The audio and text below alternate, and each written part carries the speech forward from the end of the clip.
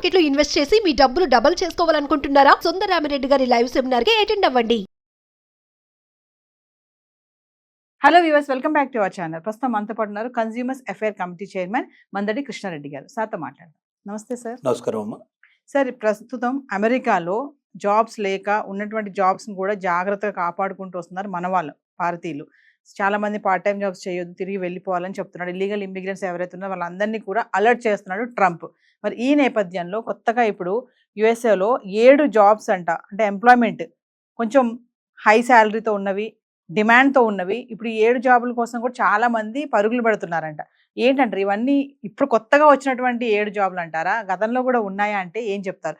వీటిలో కూడా చూసుకుంటే nurse practitioner, next IT manager job, physician assistant, financial manager jobs, software developer, information security, medical health services manager post, ఇవన్నీ కోవకు చెందినవి ఉన్నాయి. వీటి శాలరీస్ కూడా బాగున్నాయంట, డిమాండ్ కూడా ఎక్కువ ఉందని చెప్తున్నారు. ఒకసారి వాటి గురించి. ఇప్పుడు మీరు చెప్పినటువంటి 7 కేటగిరీలు కూడా గతంలో ఎప్పటి నుంచో డిమాండ్ ఉన్నటువంటి జాబ్స్ ఏవి. వీటికి హైలీ ప్రొఫెషనల్ పీపుల్ కావాలి. అంటే మేధావులైన వ్యక్తులు, మామూలుగానే చదువు ఒకటే కాకుండా చదువుతో పాటుగా అన్ని స్కిల్స్ ఉండేటువంటి వ్యక్తులు కావాలి. సపోజ్ నర్సింగ్ తీసుకోండి. నర్సింగ్కి ఒక అమెరికాలోనే కాదు, ప్రపంచంలో అన్ని కంట్రీస్లో కూడా డిమాండ్ ఉంది. నర్సింగ్ అంటే చాలామంది ఏమనుకుంటారంటే మామూలుగా ఒక 6 నెలలు సంవత్సరం పాటు నర్సింగ్ ట్రైనింగ్ లాంటివి కొన్ని ఇన్స్టిట్యూట్స్ వచ్చాయి, చాలా ఇన్స్టిట్యూట్స్ వచ్చాయి, కొన్ని వందల ఇన్స్టిట్యూట్స్ వచ్చాయి. అవి ఇచ్చే ట్రైనింగ్ కాదు. బీఎస్సీ నర్సింగ్ చేసి డాక్టర్తో ఈక్వల్గా ఎంబీబీఎస్తో ఈక్వల్ అయినటువంటి నర్సింగ్ ఇది. ప్రొఫెషనల్ నర్సెస్ అంటారు వీళ్ళు. వీళ్ళకి వాళ్ళ గవర్నమెంట్ జాబ్స్ కావాల్సి ఉన్నాయి. అసలు గవర్నమెంట్ జాబ్స్ కంప్లీట్గా ఫిల్ఫిల్ కాకుండా ఉన్నటువంటి వాళ్ళు, అంటే గవర్నమెంటే అడుగుతోంది ఎవరన్నా అట్లాంటి నర్సెస్ ఉంటే మేము జాబ్స్ ఇస్తామని చెప్పి. అలాగే కార్పొరేట్ హాస్పిటల్స్లో వాళ్ళకి విపరీతమైన డిమాండ్ ఉంది. అలాంటి వాళ్ళు దొరకడం కష్టం. ఎందుకంటే కొద్ది మంది మాత్రమే బీఎస్సీ నర్సింగ్ వెళ్ళేటువంటి వాళ్ళు ఉన్నారు. వాళ్ళు పూర్తి చేసిన తర్వాత అవసరమైతే ఎంఎస్సీ నర్సింగ్ కూడా వెళ్ళేటువంటి వాళ్ళు ఉన్నారు. దాంట్లో హైలీ ప్రొఫెషనల్ వెళ్ళే వాళ్ళు ఉన్నారు. కాబట్టి ఇప్పుడు ఏదైతే కనబడుతున్నాయో, ఇప్పుడు ఈ జాబ్స్కు డిమాండ్ ఉందని, ఈ యాప్కు డిమాండ్ మొదటి నుంచి ఉంది, వాళ్ళ కొత్త వచ్చిన డిమాండ్ కాదు ఇది.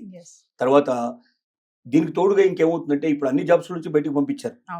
చాలా జాబ్స్ ఇప్పుడు ఖాళీ అయిపోయి బయటకు వెళ్తున్నాయి. ఇల్లీగల్ ఇమిగ్రెంట్స్ అంటే ఇక్కడ దీంట్లో ఇంతకుముందు 3 ఏళ్ళు 5 ఏళ్ళు జాబ్ ఏదైనా ఉండి ఆ జాబ్కి వెళ్ళిన తర్వాత L1 వీసా మిగతా వీసాల మీద వెళ్ళినట్టు వాళ్ళు కూడా ఇప్పుడు వాళ్ళందరూ కూడా వాళ్ళ జాబ్ అయిపోయిన తర్వాత కూడా వాళ్ళు ఏం చేస్తున్నారు, అక్కడే ఏదో ఒక జాబ్ సెర్చ్ చేసుకొని వేరే ప్రైవేట్ జాబ్లో జాయిన్ అయిపోయి ఉన్నారు. ఇప్పుడు వాళ్ళందరినీ బయటకు పంపించేస్తున్నారు. They are all illegal immigrants కిందనే లెక్క. తర్వాత ఇప్పుడు భార్యాభర్తల్లో ఒకరికి అక్కడ గ్రీన్ కార్డు ఉందనుకున్నాం, ఇంకొకరికి లేదు. ఇప్పుడు ఏమంటున్నారు, గ్రీన్ కార్డు కూడా కాదు, పర్మనెంట్ రెసిడెంట్స్ కావాలంటున్నారు. పర్మనెంట్ ఇద్దరు భార్యాభర్తలు ఇద్దరు రెసిడెంట్స్ అయితేనే వాళ్ళకి పుట్టే పిల్లలు అమెరికన్స్ అవుతారు, లేకపోతే కారు. ఇంతకుముందు ఏంటంటే ఇందులో ఒక్కరైనా సరే దీంట్లో ఉన్నట్టయితే, గ్రీన్ కార్డు ఉన్నవాడైనా సరే అమెరికాలో పుడితే, అసలు ఏ కార్డు లేకపోయినా అమెరికాలో పిల్లడు పుడితే అమెరికన్ అవుతాడు. అప్పుడు పిల్లలు అమెరికన్ పుట్టిన తర్వాత చాలా మంది ఏంటంటే ప్రెగ్నెన్సీ తోటి అక్కడికి వెళ్ళిన వాళ్ళు ఉన్నారు. అక్కడికి వెళ్ళి డెలివరీ చేసుకోవాలని పద్ధతులు. ఇప్పుడు ఆ డెలివరీ చేసిన వాళ్ళు కూడా, గతంలో డెలివరీ చేసిన వాళ్ళు కూడా ఇప్పుడు బయటకు పంపించే పరిస్థితి ఉంది. అలాగే ఇప్పుడు వచ్చే కొత్త వాళ్ళకి మాత్రం ఎట్టి పరిస్థితుల్లో ఛాన్స్ లేదు. కాబట్టి నేనేమంటున్నానంటే ఈ 7 జాబ్స్ గతంలో లేనివి కావు, కొత్తవి కావు. ఇవి ఇంతకుముందు ఉన్నవే. మేధావులైన వాళ్ళు, దాంట్లో హైలీ ప్రొఫెషనల్ పీపుల్ ఎవరుతున్నారో అలాంటి వాళ్ళకి మాత్రం ఎక్కడైనా భారతదేశంలో కూడా వాళ్ళకి అవకాశాలు కావాల్సి ఉన్నాయి, ఇతర దేశాల్లో కూడా అవకాశాలు ఉన్నాయి, అమెరికాలో కూడా ఇప్పుడు అవకాశాలు ఉన్నాయి. గతంలో ఉన్న అవకాశాలు ఇవి కొత్తగా వచ్చినాయి కాదు. కాకపోతే ఏంటంటే వీటికి అవకాశాలు ఎందుకు ఉన్నాయంటే, వీటిని ఎందుకు చెప్తున్నారంటే ఇవన్నీ మిగతా ఏరేసారు కాబట్టి మిగిలిపోయినవి ఇవి. వీటిల్లో పనికొచ్చే వాళ్ళు ఎవరైనా ఉంటే రండి, వాళ్ళకి మాత్రం మేము అవకాశం కల్పిస్తామని చెప్తున్నారు. అది కూడా టెంపరవరీ అవకాశాలే, పర్మనెంట్ కావు. దీంట్లో వెళ్లే వాళ్ళు కూడా రేపు పర్మనెంట్ గా ఉంటారని ఆశ లేదు, వీళ్ళకి పుట్టే పిల్లలు ఇక్కడ అమెరికన్స్ అవుతారని ఆశ లేదు ఇక్కడ. తర్వాత భార్య భర్త ఇద్దరిలో ఎవరైనా ఉంటే మిగతా వాళ్ళకి ఉద్యోగాలు దొరకాలనుకున్నట్టయితే హైలీ ప్రొఫెషన్ దాంట్లో వెళ్లాల్సిందే. ఈ హైలీ ప్రొఫెషన్ పీపుల్కి భారతదేశమే కాదు, అమెరికానే కాదు, ప్రపంచంలో అన్ని దేశాలు ఆహ్వానిస్తున్నాయి. ఎక్కడికి వెళ్ళినా వీళ్ళకి జాబ్స్ దొరుకుతాయి. ఇండియాలోనే నిజం చెప్పాలంటే అమెరికాలో సంపాదించే దానికన్నా తక్కువ కాకుండా ఇండియాలో సంపాదించుకునే అవకాశాలు కూడా వాళ్ళకి మెండుగా ఉన్నాయి. కాబట్టి ఇదేదో కొత్తగా వచ్చినట్టు, ఇది కొత్తగా ఆపర్చునిటీ వచ్చినట్టుగా ఎవరైనా భావిస్తే ఇది కరెక్ట్ కాదు. మీలో హైలీ ప్రొఫెషనాలిటీ ఉంటే ఇండియాలోనైనా మీరు జాయిన్ అయిపోవచ్చు, గవర్నమెంట్ జాబ్లోనైనా మీరు జాయిన్ అయిపోవచ్చు, లేదా మీరు అమెరికా కూడా వెళ్ళొచ్చు. బట్ అమెరికాకు మాత్రం కలలుగానే అమెరికాతో మీరు వెళ్ళొద్దు. అంటే అక్కడ మేము పర్మనెంట్గా సెటిల్ అయిపోతాం, రేపు మాకు బిడ్డలు పుడితే బిడ్డలు అమెరికన్స్ అయిపోతారనేటువంటి అలాంటి ఆలోచనతో మాత్రం, భ్రమల్లో మాత్రం వెళ్ళకండి. ఆ భ్రమలు మీకు తొందరలోనే బయటపడిపోతాయి. ఇప్పుడు ట్రంప్ ఉన్నంత కాలం, లేదా ట్రంప్ లాంటి వాడే ఇంకొకరు పొద్దున ఇంకొకటి వచ్చేవాడు, అదే ట్రంప్ని కంటిన్యూ చేసినట్టయితే మాత్రం అమెరికన్ చరిత్రలో మన వాళ్ళు ఉండడానికి చాలా కష్టంతో కూడుకున్న పని. పర్మనెంట్ గా రెసిడెంట్స్ అయ్యాము అమెరికన్ అనేటువంటి ఆలోచనతో ఊతో వెళ్ళకండి. టెంపరీగా పనిచేసి మళ్ళీ వచ్చి భారతదేశంలో మనం సెటిల్ అవుతాం అనే ఉద్దేశంతో మాత్రం వెళ్ళండి. భ్రమంలోంచి బతకండి, నిజంలో బతకండి, వాస్తవంలో బతకండి.